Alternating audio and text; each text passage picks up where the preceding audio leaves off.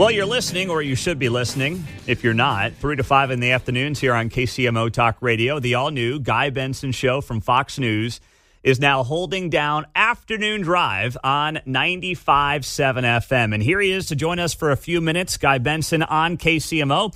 Guy, good morning. How we doing? Doing great. We actually took some phone calls last week, and we got flooded with Kansas City listeners, so we love to see it. We love hearing that as well. Outstanding. And yesterday was a great show. Britt Hume was on. You had Caitlyn Jenner on. A lot of big topics getting discussed. The first question I have for you, Trump, McDonald's, Western PA.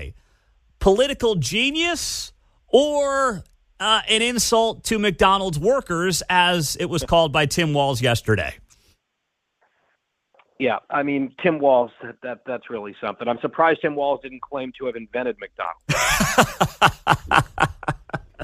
I founded McDonald's, actually, given that guy's history.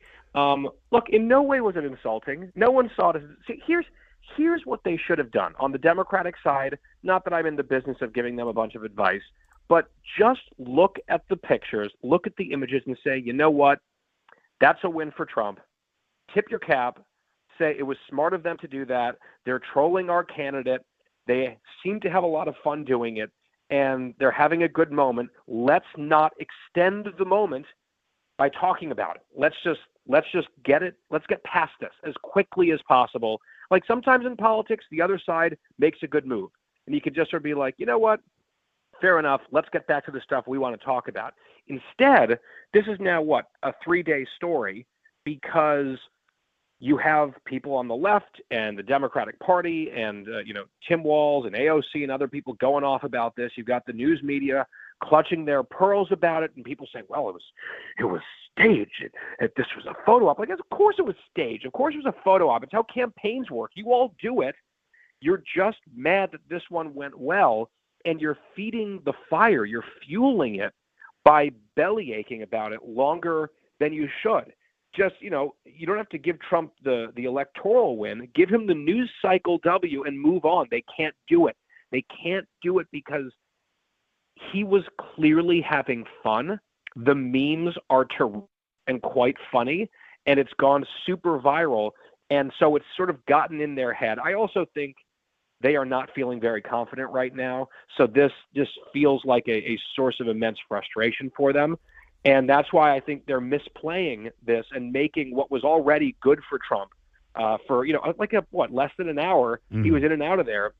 It's now 3 days of overwhelmingly positive coverage, and the negative coverage, like fact-checking this and saying, oh, well, Trump is claiming without evidence that Harris didn't work at McDonald's, but there's actually no proof she ever worked there. It's just sort of extending this thing, and it looks desperate and flailing on their end. And now you've got, I saw Newsweek going after the McDonald's saying that they failed a health inspection. I mean, it's like, when does it end? My goodness. And Trump at one point was like, I have to give credit that the employees there who were training him were like quite good, right? I would be nervous, right? If I were a fry cook at McDonald's and Donald Trump showed up and all these cameras, I would be very nervous to be instructing him. What do I do? That fry cook is like, here's how it's done. This is what you do. Nope, don't do that. All right, a little bit more there. Exactly. Like, he was great. And, over the course of this photo op, it actually just turned out rather well for everyone involved. And, Trump was learning. He's serving it to people. He's like, oh, I made this myself. And it just was enjoyable. It was an enjoyable thing for everyone involved. And to try to throw stones like, oh, well, this location had a health claim against it 7 months ago. It just looks so petty and ridiculous. I totally agree. Guy Benson, 3 to 5 every afternoon here on KCMO Talk Radio, obviously part of the Fox News family. You saw him on TV yesterday morning if you were watching Fox. So on that note, and you're right to note as well, that when it comes to having some joy and smiling and having fun doing this, that's certainly what Sunday was about.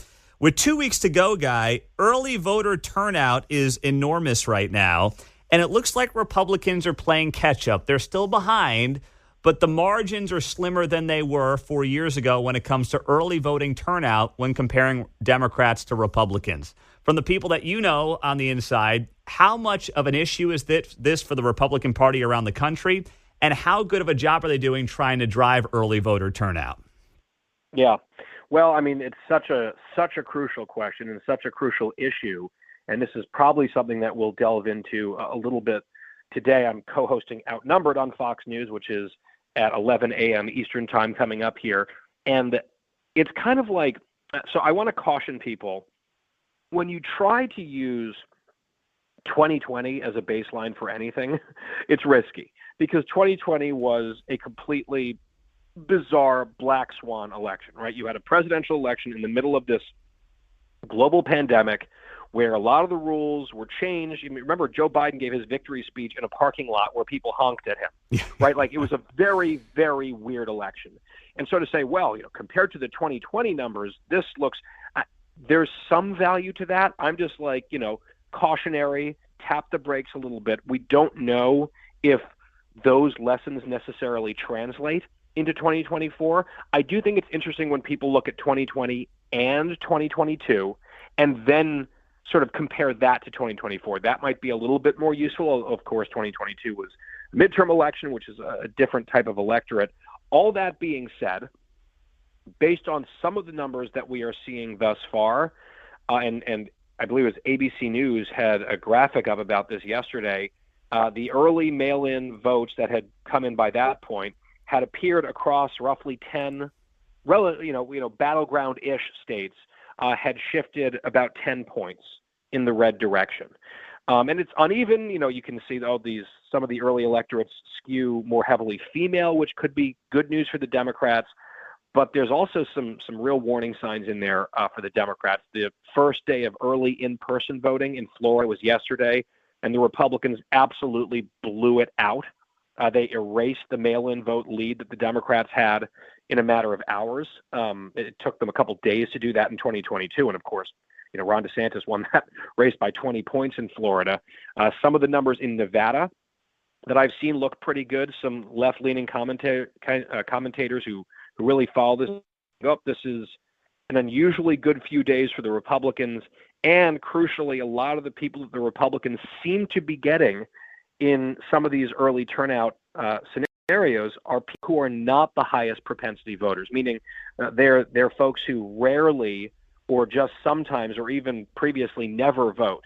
Those are the people you want to turn out, period. And if you can bank as many of them as possible, that would be good news for the Republicans, because generally, as you know, on election day itself, Republicans tend to win election day, right? People who want to vote on election day skew Republican. So if the Republican Party generally can get their people out, especially their lower propensity people out, in significantly better numbers than the last couple cycles, and then also win election day, I mean, you start doing the math, and that's how you look at a path to victory. I mean, if they can do that, they'd be in pretty good shape. That's an excellent point. Guy Benson, 3 to 5 every afternoon on KCMO. You'll watch him today on Outnumbered, and make sure you say hello, Guy, if you could, to our friend and former Kansas City TV anchor, as you well know, Harris Faulkner, who's actually coming on the show later this week. So she's a friend here on KCMO, and tell her we said hi. Have a great day, man. Fantastic. Thanks for having me.